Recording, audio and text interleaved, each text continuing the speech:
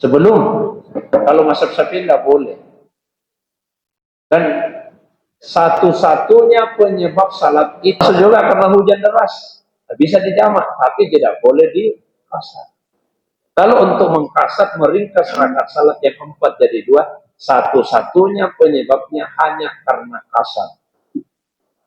Karena safar perjalanan. Nah ini Pak, belum perjalanan, masih di rumah. Masih di rumah kan?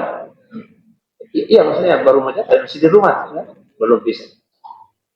Kapan mulai? Pada saat kita meninggalkan batas kota. Tapi ini sifatnya sangat relatif, ini batas kota.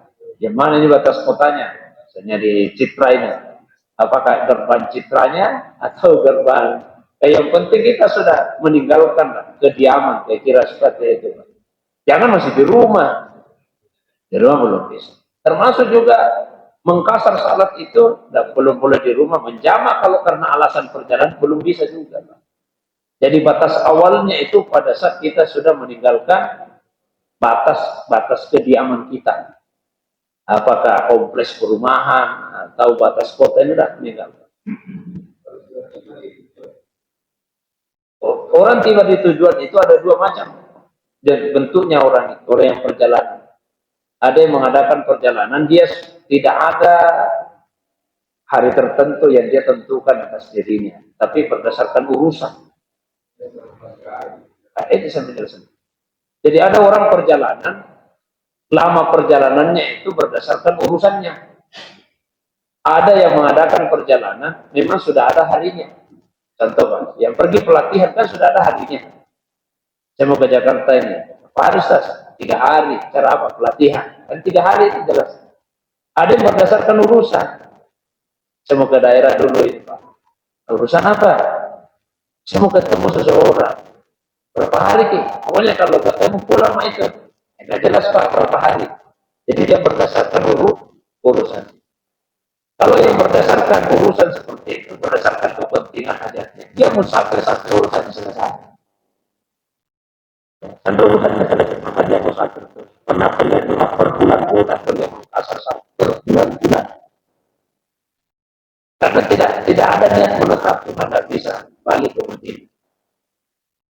Tapi kalau misalnya sudah ditetapkan setiap hari, maka dia musafir selama dia menetap di situ 4 hari, maksimal 4 hari, di luar hari berangkat dan hari pulang. Contoh, saya mau ke Jakarta, pelatihan, berapa hari? 3 hari kan? 3 hari pelatihannya. 1 hari di luar, tidak dihitung per hari perjalanan dan hari pulang. Nah, berarti 5 hari keseluruhan, 6 hari keseluruhan itu diperbolehkan. Selama itu kita boleh. Tapi kalau misalnya, saya mau ke Jakarta ini berapa hari di sana? 1 bulan.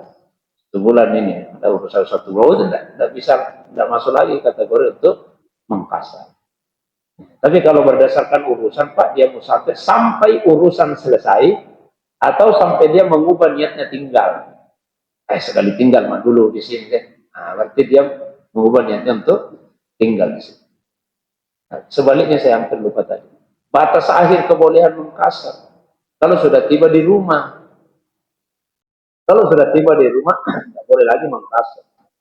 Termasuk juga menjamak. Misalnya Pak ya, kita pulang dari Jakarta ini, menjelang maghrib.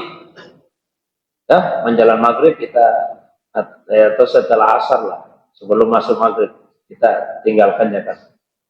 Nah, tiba di bandara Pak masih pas habis isma, sudah masuk waktu isya. Tidak, sekali di rumah tidak salatnya. Jadi nanti tiba di rumah Pak baru salat maghrib dijama dengan isya. Isyanya lagi di kasar, itu tidak boleh.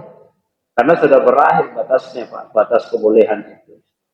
Kalau di bandara kita mau menjamak bisa, belum tiba di tujuan. Kita kasar masih bisa. Tapi kalau sudah tiba di rumah, bukan lagi menjamak. Jadi apa yang dilakukan? Salat maghribnya di Padang. Setelah itu baru salat isya. Dan salat isyanya pun dikerjakan 4 rakaat, tidak di pasar. Jadi batas awalnya tadi, batas awal kebolehan mengkasar ketika sudah meninggalkan batas kediaman kita. Dan batas akhirnya kalau sudah sampai bulannya itu, batas akhirnya kalau sebelum kita sampai di rumah. Mungkin itu. Allahu a'lam.